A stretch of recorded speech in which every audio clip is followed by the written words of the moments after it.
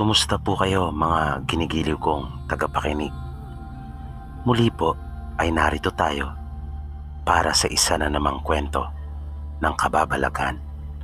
At tulad po ng dati ay hangad ko pong lagi na sana'y abutan po kayo ng pagtatanghal na ito na nasa mabuti pong kalagayan, ligtas sa anumang uri ng kapamakan at karamdaman.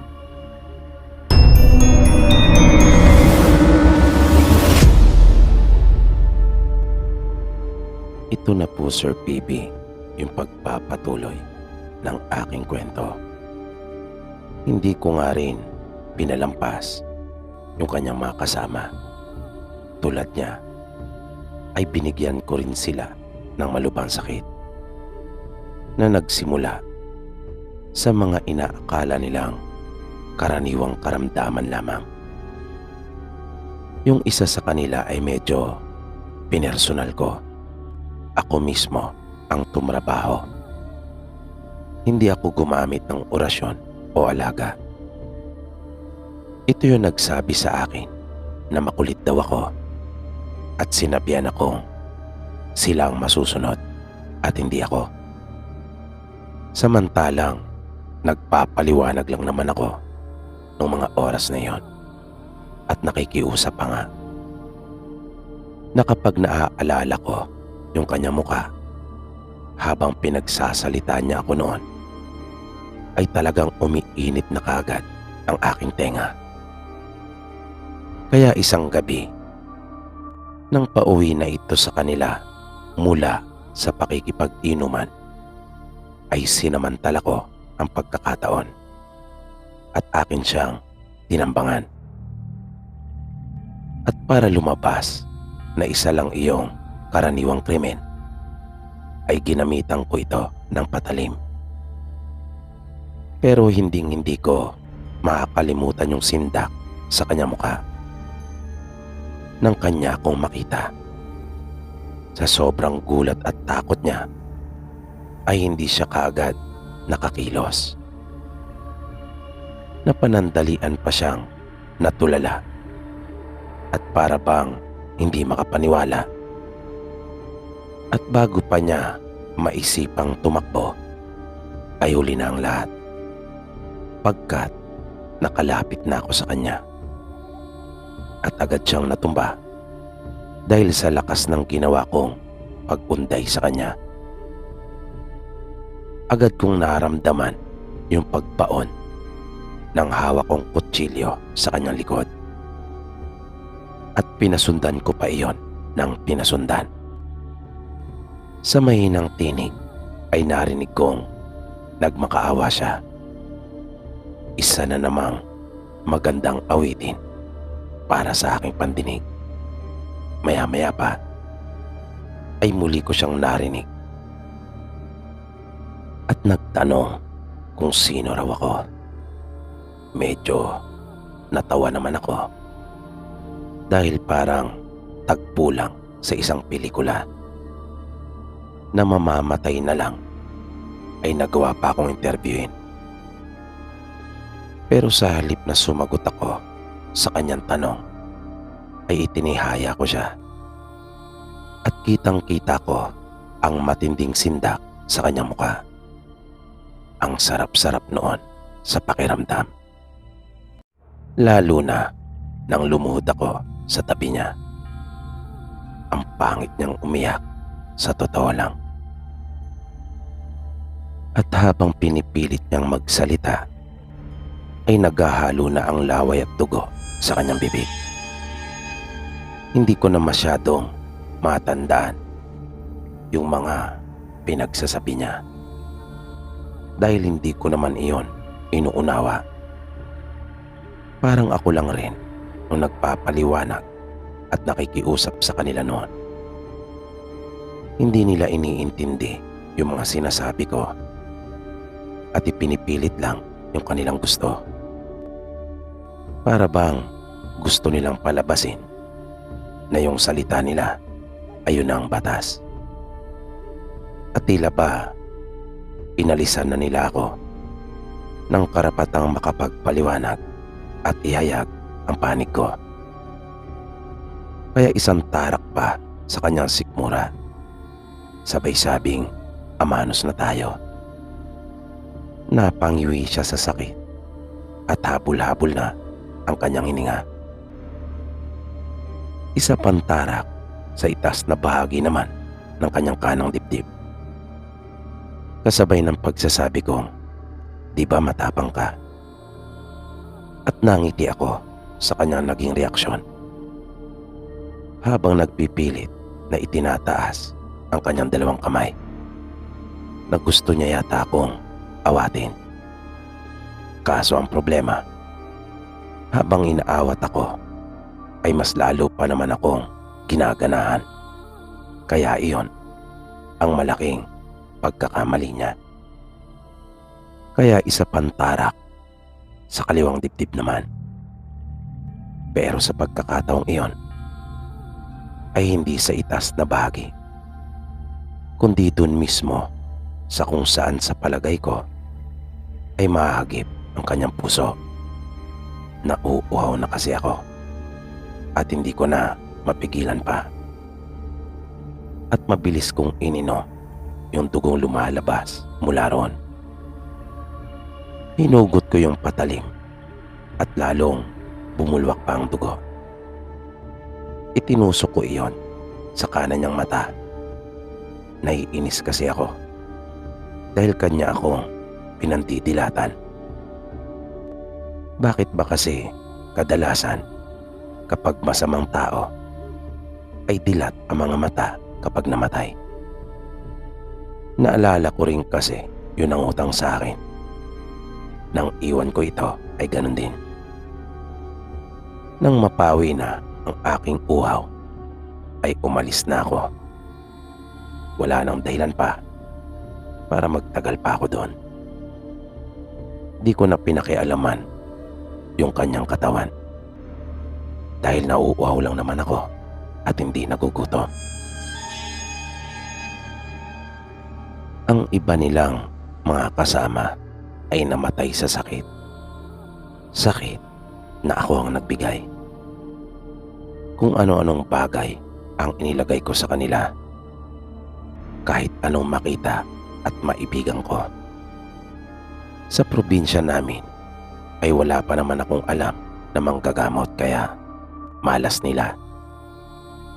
Pero hindi rin pala madali ang pagkakaroon ng ganitong mga kakayahan. Pagkat makailang ulit kong naranasan na sumasakit ang ulo ko ng napakatindi at sinusundan iyon ng pagdurugo ng aking ilong. Ngunit tiniis ko iyon. Mas mahalaga kasi para sa akin na mapagbayad sila at maturuan ng leksyon. At nang puntiryahin ko na yung pinakapakay ko, ay talaga namang pinagandang ko iyon. Si Engineer. Siyempre, siya ang pinakatampok ng paghihiganti kong ito.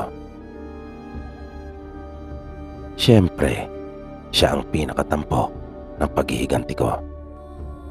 Kailangan ay maging espesyal ang lahat. Kaya pinagplanuhan ko talagang mabuti.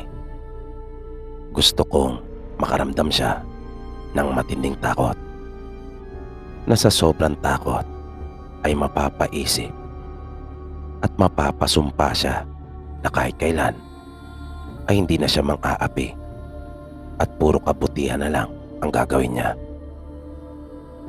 Pero syempre, huli na ang lahat dahil nakapagpasya na ako. Gusto ko lang na mapagtanto niya ang ukol sa mga bagay na iyon at maunawaan niya ang kanyang naging pagkakamali. Sinimulan ko ang lahat sa mga pagpaparamdam. Tulad ng ginawa ng kanyang mga tauhan, ay hindi ko rin siya tinantanan. Kung sila noon ay inaraw-araw ako, siya naman ay ginabi-gabi ko. May mga pagkakataon pa ngang pinapalakad ko siya ng tulog at naaaliw talaga ako. Habang siya naman ay matinding takot ang nararamdaman, na nagigising na lang siya na nasa labas na ng kanilang bahay. At syempre, takang-taka siya na magmamadaling pumasok agad ng kanilang bahay. Makailang ulit kong ginawa iyon sa kanya. Minsan naman, naabutan kong nagtatalik silang mag-asawa. Kung kaya, pinakialaman ko pati ang ari nilang dalawa. At nang magpa-doktor, ay wala namang nakitang diferensya. Pagkat mahusay magtago ang aking mga alaga, sa tulong na rin syempre ng orasyong itinuro sa akin.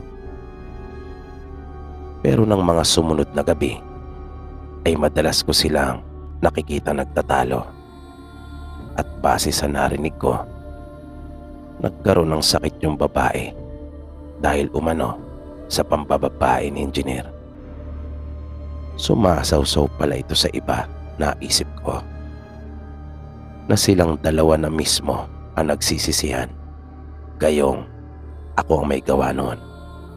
Bigla akong nangiti. Tama, magandang balita iyon.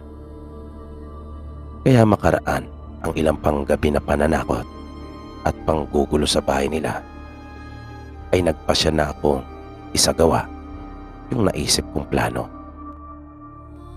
Maingat akong pumasok sa kanilang bahay at akin siyang inorasyonan. Sa pagkakataong iyon, ay itinuloy-tuloy ko hanggang sa makarating siya sa kubong tinitirhan ko. Wala akong mapagsidlan ng sobrang saya. Habang iginagapos ko siya, ay mabilis na nagbalik sa aking alaala yung una naming pagharap. Napailing ako at naisip na hindi sana humantong sa ganon kung ginawa lang nito ng tama yung kanyang tungkulin at hindi nilait-lait ang pagkatao ko, na ang dapat sana ay sila ang tutulong sa amin na kanilang mga nasasakupan at hindi yung sila pa ang siya magpapahirap. Kaya ngayon, ikaw naman ang pahirapan ko, naisip ko noong mga oras na iyon. Nilagyan ko rin ng busal ang bibig nito, pagkat ayoko nang marinig ang kanyang mga sasabihin. At sa totoo lang, nakakairita ang boses nito. At nang magising na nga siya, ay panay ang kanyang pagpupumiglas, na agad kong nabakas sa kanyang mukha ang matinding pagtataka kung bakit siya naroon at nakagapos, na siguradong ang buong akala niya noong una ay panaginip lamang ang lahat. Kaya lumapit ako at sinabi ko sa kanya yung masamang balita. Sinabi kong hindi siya nananaginip. Hindi iyon tulad nung mga nakaraan, sabi ko pa sa kanya. At ang inaasahan ko ay magagalit siya, pero nabigo ako. Bakit ganon? Biglang nawala lahat ng mga tapang nila. Bakit hindi iyon tulad sa pelikula, na kapag nagkaharap na ang magkalaban ay matapang pa rin kahit alam niyang mapapahamak na siya sa kamay ng kanyang katunggali? Iba talaga pagdating sa totoong buhay. Wala kasing direktor na magsasabi sa iyo kung ano ang dapat mong gawin at sabihin. At agad niya akong nakilala dahil nasa normal akong kalagayan, at nakita niya rin ang hawak kong itak. Kaya siguro ang bait niya, na marahil ang mga sandaling iyon ay alam na niya ang dahilan kung bakit siya naroon na kahit hindi ko naiintindihan yung kanyang mga sinasabi dahil sa busal niya sa bibig ay napaka malumanay nito. Kaya napayuko ako at napabuntong hininga. Sinabi ko sa kanya na masyado mo naman kasing minaliit ang aking kakayahan, sabay taga sa isa niyang binti. Napahiyaw siya sa sobrang sakit dahil doon. Lumapit ako sa bandang uluhan niya at tinanggal ko ang busal sa kanyang bibig. Dahil napag-isip-isip kong mas maganda siguro na makarinig ng isang magandang awitin. Bigla akong natawa pero hindi ko iyon ipinakita sa kanya. Pinigilan ko ang aking sarili.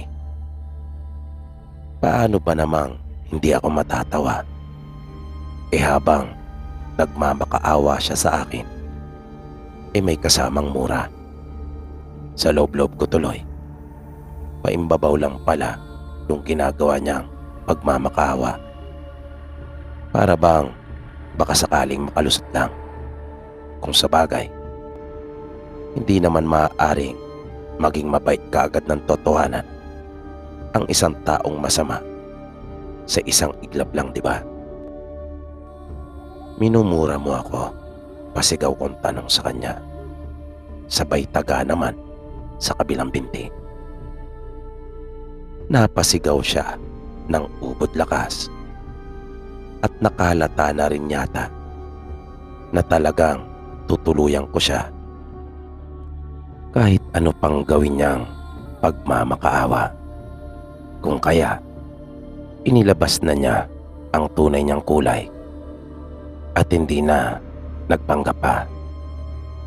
Sa wakas, lumabas na rin yung taong hinahanap ko. Wala nang pagbabalat kayo. Ikaw na nga yan, sabi ko sa kanya. Sinabi naman niya sa akin na magbabayad daw ako dahil siguradong hahanapin siya ng kanyang mga kanak. Bigla akong natawa. Paano ka pa nga hanapin kung sumama ka na sa kabit mo? Biglang nanlaki ang kanyang mga mata. Babaero ka kaya siguradong iyan ang iisipin nila, lalo na ng asawa mo. Sabay hiwa naman sa hita niya. Tinanong ko siya kung gusto niya bang makita yung tunay kong anyo, yung totoong ako. At kahit medyo nahihirapan na siya, ay sinigawan niya ako at sinabing gawin ko raw kung anong gusto ko. Tumango naman ako at sinabing masusunod. Pero hindi na ako nagpalit pa ng anyo dahil mas hayop ako kapag nasaan yung tao na nagsimula ang aking puot sa kanila nung ako ay hindi pa aswang. At ginamit ko lang ang pagiging aswang ko para masiyahan yung pagkatao ko. Dahil ito naman talaga ang naging masama dahil na rin sa kagagawa nila. Hindi ko na masyadong idedetalye pa yung mga ginawa ko sa kanya pero maniwala kayo na kontento talaga ako. At napakasaya pala talagang makamtan ang hustisya para sa mga taong nakaranas ng matinding pangapi katulad ko. Halos abutan din ng isang buwan bago ko tuluyang naupos ang kanyang katawan. Kaya sa mga makakarinig ng kwento kong ito, ingat kayo sa pangapi ng kapwa nyo. Baka ako na pala ang inyong kaharap o di kaya naman ay kauri ko.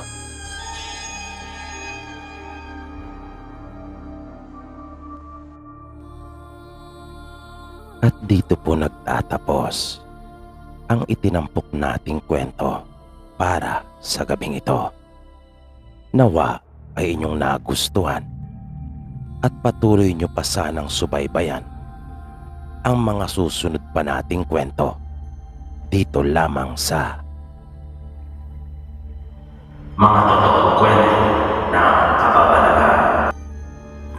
Maraming salamat po at hanggang sa muli.